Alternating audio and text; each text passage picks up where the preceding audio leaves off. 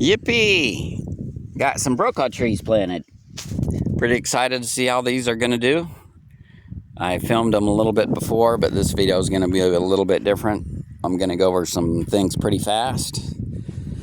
First, mounds. Mounds are your friend. Raised rows are your friend. And if I had more money for import soil, this would have been a row, flat 4 to 6 feet up top instead of these mounds. But it is what it is. And for the mounds, I dig around the tree, hold water better. I can just pour a bucket of water in there and it'll distribute through the mound pretty good.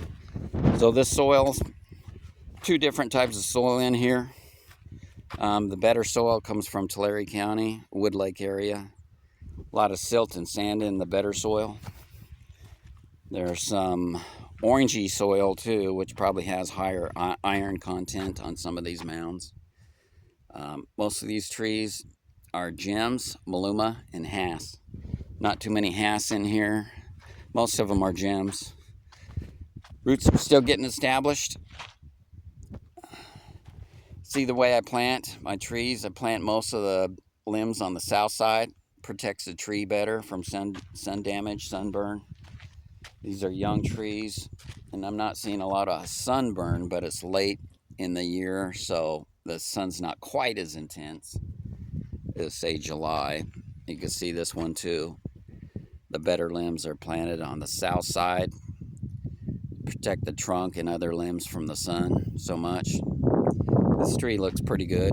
Getting some nice new leaf growth. The trees have been in the dirt now about 2 months roughly. They're getting a little dry out. They'll be watered heavy tomorrow. Tomorrow we're gonna have a 102 day, first day of October, which is crazy for this time of year.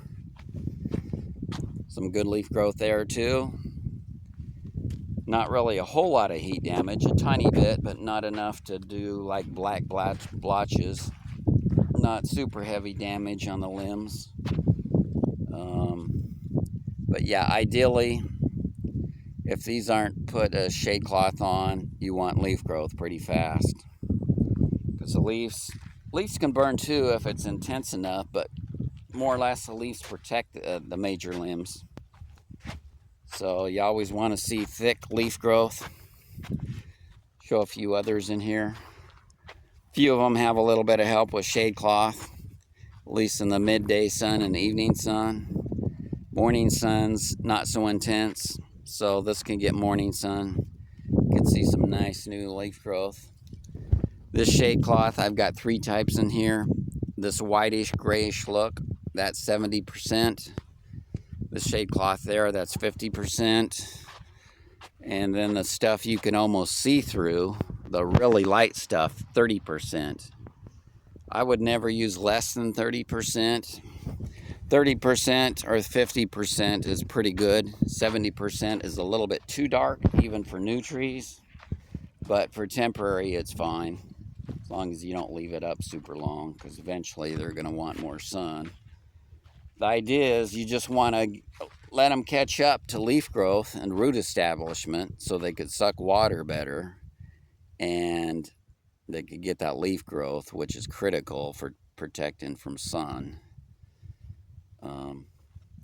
Like I say, these trees over here, they did not get a shade cloth, mainly the time of year I planted.